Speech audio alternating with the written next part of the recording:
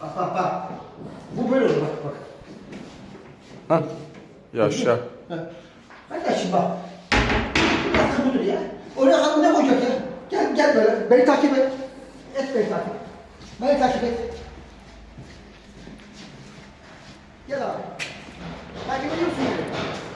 Beni takip et. Beni takip et. Beni takip et. Beni takip et.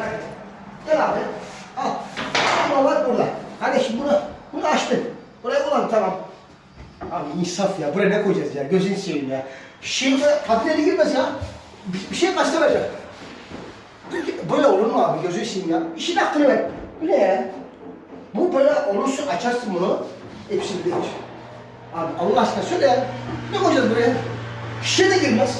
Patineli en zor giriyor. Arka bir şey kaçsa kanı kendini içecek ya. Yemin ediyorum bak ya. İşin hakkını verelim Allah aşkına. Gözünü seveyim.